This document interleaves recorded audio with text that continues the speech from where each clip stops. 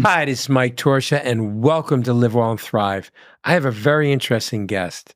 He is a cardiologist in Beverly Hills, but he actually comes to people's homes and offices where he can actually scan your body to see if you have buildup of plaque in your arteries.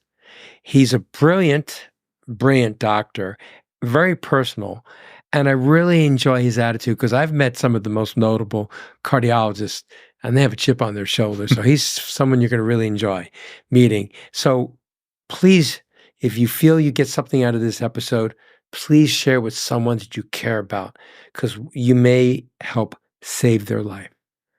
Welcome to the show, Ilan Kedan. All right. Well, thanks so much. This is such a amazing opportunity. I'm so grateful for the chance to meet you. I've heard so much about you. You've really been a kind of like an amazing kind of icon in the Beverly Hills world. And I'm just here as a passenger along the way. And I'm just really, really grateful. So yeah, tell me, there's so much I want to hear about from you and who you are. That's what makes me tick. Just being with other people and hearing about them. Well, thank you for those kind words. So I started a long time ago when I was actually an overweight kid where I was just unhappy with my body and I wanted to lose weight. So of course my mom helped me with that, and she introduced me to Jacqueline's TV show, which helped me lose the weight. And then I started getting the itch to do something with my body because I started growing and I was training the Y. So then I started competing in shows, and eventually I ended up being Teenage Mr. America, Teenage Mr. Collegiate USA, then Mr. Collegiate USA. I just kept bringing all these titles.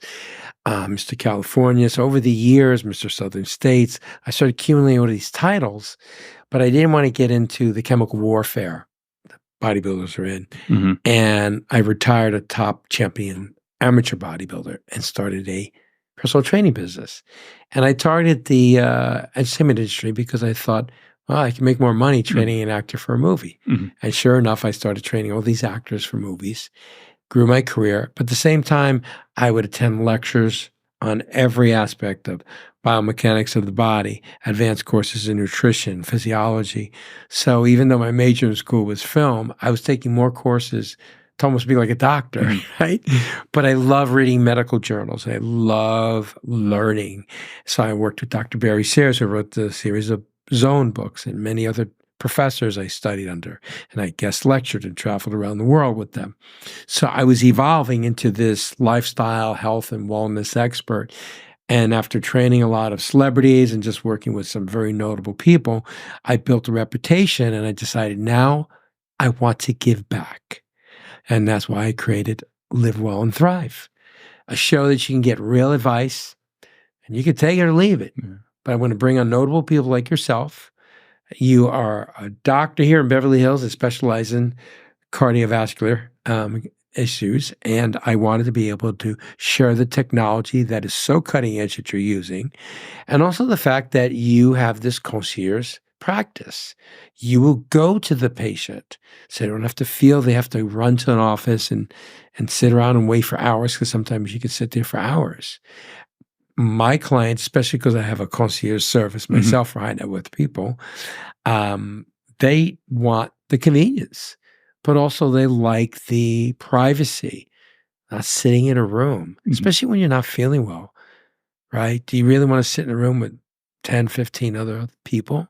No. So I think what you're doing is so unique, but so needed, especially in this area, because we have people that can easily afford your services. They're not relying on, oh, does my insurance cover it? And if you could provide a device, which you're going to show today, that can scan your body and tell you if there's some kind of blockage or inflammation and not expose them to contrast, because a lot of people don't know MRIs with contrast means you're getting radioactive isotope intravenously into the body, which potentially is poisoning your system, correct? Well, just as a point of clarification, the MRI is magnets, but the contrast is gadolinium. Gadolinium is, we're not sure what the long-term health implications may be, generally well tolerated, but there are circumstances where it's just you can't use it, contraindicated. It's going to harm you.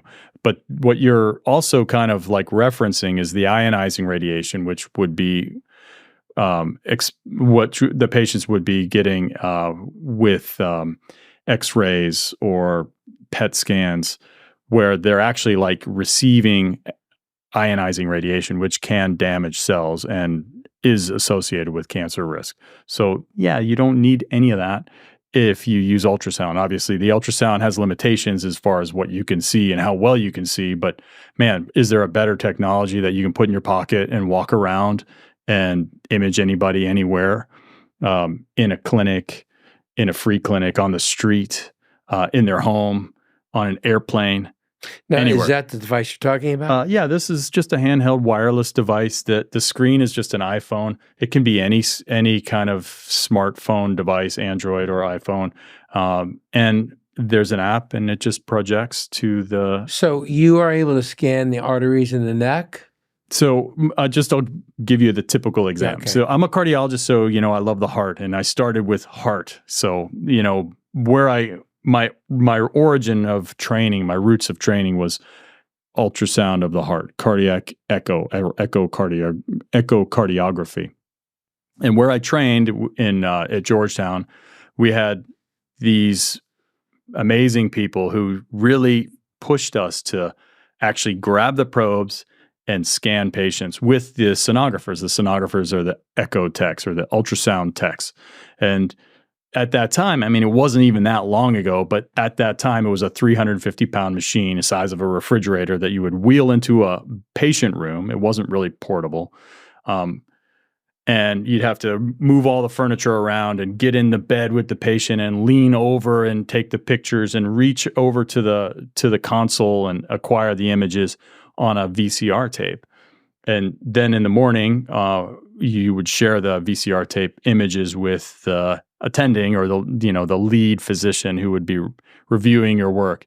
And the tough guys that I was working with would be like, "That's a terrible picture. That's a terrible. Go back." And you have to push that 300-pound machine back into the room like 6 hours later after not sleeping. And it was like, I got it. No, when I was seeing that, I was like, when I was getting that and seeing those images and contextualizing those images in the setting of like what is happening inside this patient's body and the physiology, I was getting live information that was telling me what the physiology what was going on in the body. And as I kind of evolved, with my career, and as tech became more portable, there were analog versions that came with a cable, and in 2011, there was a commercially available device, I think end of 2010, 2011, commercially available device that was like a flip phone. You fit it in your pocket. And thankfully, I was probably got the first one in LA, and I just scanned every single patient since then. 40,000 patient exams later, I've got a lot of experience. What's the accuracy, though? Well, these are just as good as the ones that we were scanning on 20 years ago. This is so good. Now, is that ultrasound? This is ultrasound. Yeah, this is ultrasound. So where I'm going with all this is a lot of talk and there's a lot of story, and it's a whole kind of evolution of what you can do with this thing. So I'm a cardiologist and I focus on the heart. But, when I'm scanning the heart, I'm looking at the heart, which is in the, left of the sternum typically in most people. And underneath you can visualize the heart by scanning up underneath the rib cage, up under where the heart is, through the, soft tissue from the upper abdomen. And then when I'm there, I'm like, what is that structure? Oh, it's right next to the heart. It's right next to the heart. Oh, there's a stomach there. There's a pancreas there. There's a liver there. There's a gallbladder there. If I'm just there anyways, I want to learn what, the signature of what normal and abnormal is for all these other organs. And if it's not moving, it's not the heart, it's going to be easier to learn that and acquire that skill set. So when I'm there, and over the years, my curiosity grew and my interest, like you, I love learning, and I could pick up a book and I could read, or even more tangible, you can go on the internet and look at YouTube. Some guy in Germany is scanning people head to toe. and and then you Yeah. learn. And then just do it yourself. If you have 40,000 repetitions, you get to practice while you're getting better. And I have pictures. I have image capture. It's all digital images. They're digital images that I can capture and I can store and I can share with patients. They could take it with them. So can it be emailed? So if It can be emailed. It can Wow, be that's airdropped. great. It can be text messaged. It can be, these are digital files. So sorry. But I just want to interrupt because I want to understand. Oh, yeah. So if you were scanning someone's heart, could you actually see if they have severe blockage in some main arteries? Potentially. So what I can see with the ultrasound, so the coronary arteries are 3 to 5 millimeters in diameter, which is smaller than the resolution of the screen, but you can see the heart. And the heart is supplied by the coronary arteries. The blood flow through the coronary arteries to the sections of the heart muscle that are supplied may be normally contracting or compressing with each beat, or abnormally. And if there's an abnormal contractility, if there's an abnormality in how well the heart squeezes or empties with each beat, then it can correlate with a blocked artery. And there's certain signature patterns that are, that's an old heart attack. That's all burned out, scarred myocardium or heart muscle that doesn't function anymore. And that can be new. You can identify that. So this could actually be used preliminary to see if you need extensive testing. For sure. And also it's diagnostic. And what I've kind of really leaned on over the course of my career is not only is it diagnostic, most people when they come to a doctor, heart doctor or not, they have a diagnosis. You have heart failure, you have coronary disease, you have arrhythmia. We know that. What we're doing is we're managing them over time. So chronic disease management is what most of us are living our lives. Aging is a chronic disease. What do you want to call it? And so when you treat people, the images change. So there is a physiologic change that is reflected in changes in the anatomy. And if you can store those images, give them to the patient, or store them in their patient chart, or store them, digitally, you can compare and you can see treatment effect or the effect of treatment. Just like, you work out, you can see muscles growing, you can measure your splits on a 400-meter training session, or how much weight you can bench or lift. And it's a metric. It's a tool for measuring treatment response and changes in physiology that are representative of success, failure, or progression of disease. So say you test someone today. Yes. You did a whole thorough test and you have a full assessment, you did the echocardiogram and all the other things you need to do. When would you test the patient again? Is it a year, 2 years, 3 years, 5 years? What do you tell your patients? So for me, when I see a patient, we use the old-fashioned stethoscope. I can listen to their heart and their lungs, but I scan them too. I trust my eyes and an assessment, a visual assessment of their anatomy, more than I trust my ears. So I see them anytime I see them. And depending on their disease or state or their condition, their clinical wellness or illness, I may see them once a year. I may see them, never again. I guess probably have to be a little more definitive. Yeah. If they have moderate, I guess, buildup, would you say, hey, come back in 2 years, 3 years, just moderate, nothing life-threatening? I hear where you're coming from. Because I want to know how regularly should someone actually go to a cardiologist and have the test done? Should they do it every 2-3 years, every year? So the factors that are assessed, it depends, I suppose, on whether or not we know they've had an event. Meaning, when I say event, like they've had a heart attack, a stroke, or something. Not. You're talking about prevention. I'm just talking about prevention. If someone says, "Hey, look, I'm 50 years old. Check out my heart," you look at it and go, "Well, you do have some certain parts, which is actually normal. I'd like to see you another year, 2 years, 3." What is your? Yeah, so that's an interesting question because it really is kind of an emerging conversation because, before there are kind of like governing, they're not really governing bodies, but they're associations that make recommendations for assessing risk. And when you assess risk, of course, your assessment of low, medium, or intermediate and high is a personal assessment. It's a value judgment. If 1% is considered low to one person, another person might say, 1%, that's crazy high. 1% of me dying, that's high. I want to check that 3 times a year. But then another person might say, oh, it's 1%, 99% chance that I'm going to live. It's nothing. But and so really kind of determining that is in the context of a person's goals from a population science and population level. It's costly to have somebody see a doctor, especially a specialist, regularly, even once.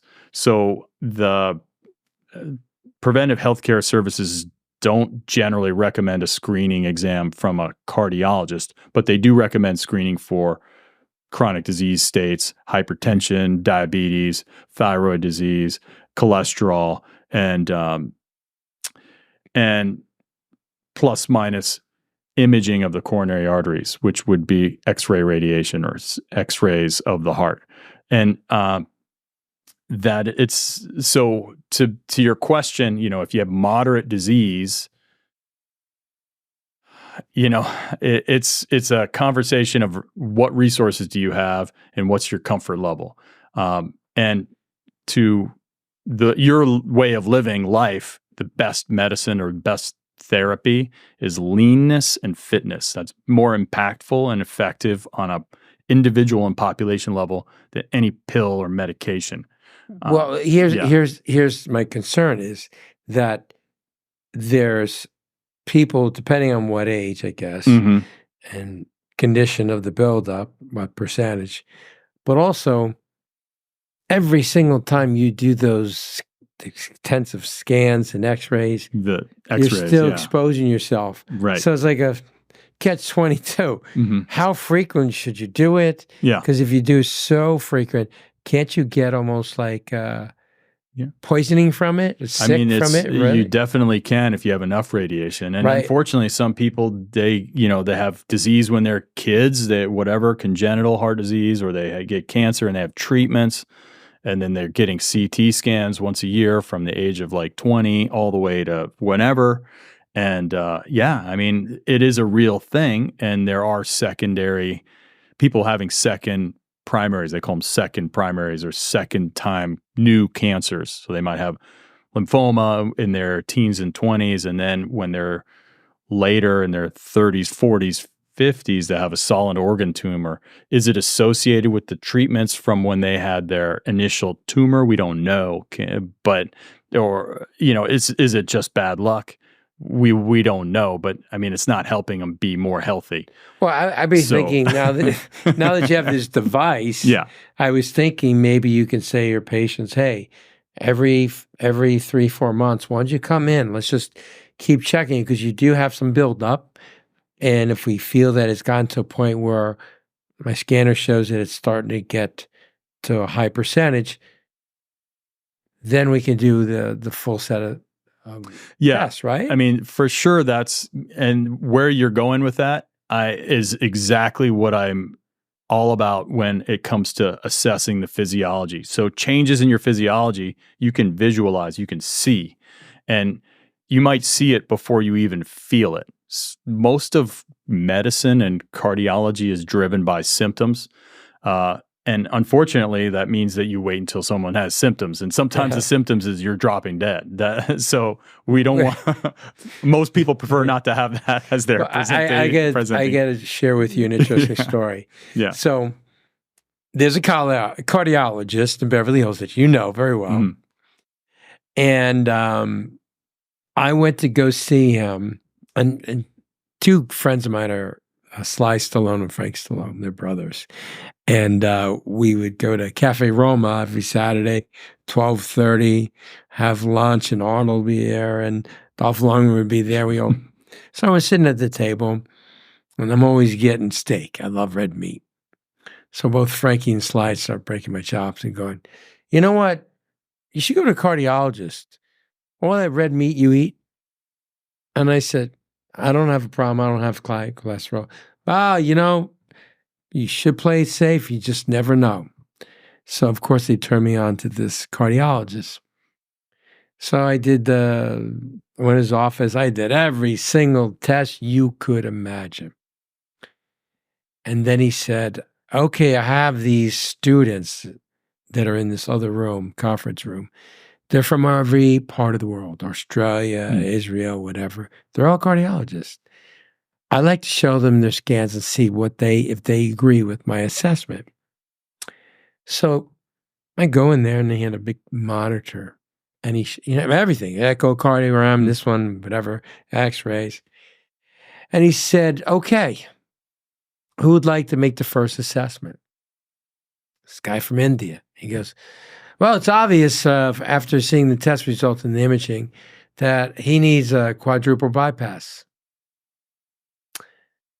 And then doctor go, who else? Every single cardiologist said, yeah.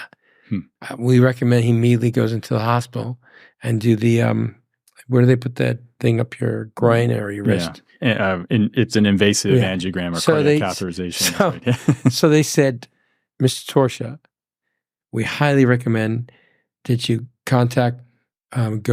prepare to go to Providence, and we're going to scope you, and if we feel it's necessary, we're going to immediately do most likely the quadruple bypass.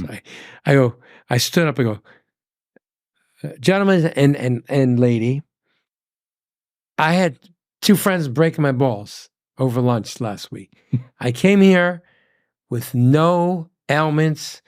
I mean, I do my cardio like I just stole the machine. Hard, intense, heavy weight training, 2 hours, 6 days a week. I have no ailments. I have no symptoms. And you're all saying I need a quadruple bypass. Yes, blah, blah, blah, blah. I said, I just don't believe it. I said, well, I will go. 2 days later, he had scheduled me to go there to be scoped. And sure enough, I'm on the table, I had, with the little gown, freezing my ass off. The room was so cold. I guess it has to be cold when they do the procedure. And I see the 2 surgeons up there. And they had told me, hey, listen, if we see it, we're going to immediately crack you open and do it. Right. So, of course, now I've called every single friend of mine. I've called my relatives. I did my will. Yeah. Say goodbye to my dogs, friends, because they said, you got to sign that waiver because anything can happen on the table, even when they scope you, right? Yeah. Right. So now I'm laying on the table, freezing my ass off. And I'm watching the thing and they put it through my wrist. And I'm watching and I'm watching. I go, hey, doc, I told you there's nothing there. It's pretty damn clear to me. He turns to the other surgeon and goes, yes, we're not making a lot of money today. God. Pull the scope out. Okay. Of course, he never came to the room because I wanted to rip his head off. Yeah. So I then called the doctor. I said, what the hell's going on? Mike, we forgot to take into consideration you have a very extremely muscular pectoral area. And from now reevaluating the images, the muscle fiber created a shadowing effect. Therefore, we all thought that it was blockage, and when it was shadowing effect. In fact, your arteries are crystal clear. Yeah. Silky smooth. I go, doc, you put me through all that shit, wrote my will, telling everybody goodbye. That's an intense experience. And I go, really? And you had all these doctors from all over Australia, India, Japan, China. I think they just agreed with you because they didn't want to argue with you. So maybe next time you do it, don't put them on the spot. Because they all said, I need a quadruple bypass. Yeah. Right? I mean, that shit happens, right? It's not. Yeah. I think the third highest reason for people dying? Wait, there's heart disease, cancer, isn't it medical mistakes or something they call it? The Well, third, yeah, I might be stroke or, whatever, but anyways, it's up there. I know right? what you mean. Yeah, So yeah. is that true because I had extra thick pectoral muscles that it caused shadowing? How did it get? So with imaging, there's always the possibility for misinterpretation. It's an image. It's not Yeah. necessarily black and white, and there's various reasons why what could make it so that it's less interpretable. And if someone wants to tell themselves a story, then you fill in the blanks. You can't see that part. It's probably blocked. Right. Okay. If there's a shadow across a segment is your of the machine vessel. okay with muscle? Yeah, I mean, you see what you can see, Yeah, you know, yeah, and yeah. again, you report what you can see. The beauty of handheld ultrasound live with the patient in the room is I can position the patient, I can stand the patient up, I can have them do push-ups or jumping jacks or whatever, plyometrics, and I can look at their heart while they're live there, and it's dynamic. It's not, we took a picture in this room, we're looking at this in this room, patient's already, on a plane to some other part of the country, and we're interpreting a clinical scenario with incomplete information. So not to say that anything has complete information, but if you're with the person and you're like, oh, do you ever feel anything here? I see something and you're this and that, whatever. Well, no, but I brought it up only because if I got misdiagnosed, other people can too. For sure. And it really bugged me because I'll tell you something. After he put me through all those scans and this, and I so many times I had to do that intravenous drip with the chemical. I lost like 30 pounds. I was nauseous. Yeah. I was so nauseous. I was coming to his office. He goes, "You really look thin." I said, I don't know. I have no appetite. Kill my appetite. I felt like shit. He goes, "Yeah, I think we just did too much, just a few too many tests on you." I said, "Well, this is not cool." So I stopped going to him. I mean, he's a nice guy, but like I said, I was sick as a dog. I had headaches. I felt nauseous all the time. I could barely want to eat breakfast in the morning. There was so much of that chemical in me. So that's why when you tell me about this new device, I can scan you every day. Yeah, I mean, this is fantastic because I'm worried about other people to go through what I went through. That's an intense experience. No question. That sounds like it's a life-changing sort of event. And and I've had so many dear friends that have died from massive heart attacks. And if they just had seen a man like you or a woman like you that's a cardiologist that could have at least said, "Hey, look, you have a problem. We got to get you in the office and do extensive tests," they could be alive right now, today. Yeah. If they only had the warning, the preparation to say, "Look, you're at a point where we need to put in a stent or whatever, open you up or whatever it is," right? But they didn't do it. I had so many dear friends that just got up, kissed their girlfriend good morning, and fell face forward. Young guy, he's like, I don't know, 52. To me, that's young. And he just dropped dead right in the morning. That's so sad. And they found out he had severe blockage. The crazy thing is, we have tests to screen for heart disease. Just like when you're a certain age, that's changing, you follow the recommendations. If you're a female, you get a mammogram. If you're a male, or any age really, colonoscopy for cancer screening. We have a test to screen for calcified or buildup of calcium in the heart, coronary calcium. That is X-rays, but there's no contrast, and you can do that. And it's a low dose of X-ray radiation. It's maybe it's not a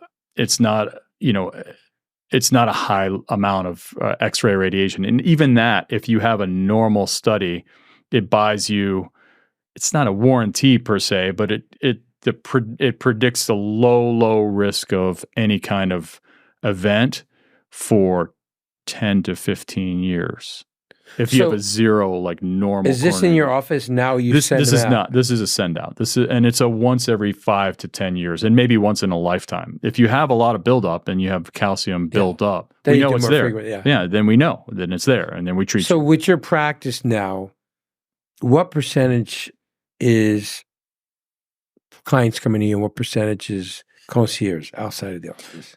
Well, so good question. So I lived my life as an employed physician for the first 17 and a half years. And that was no concierge. I worked for a company, and the company essentially dictated who I saw, and it was all insurance based and like a standard sort of way of doing it. Now, after that period of time, I wanted to make a change for various reasons, lifestyle, and now 100% concierge.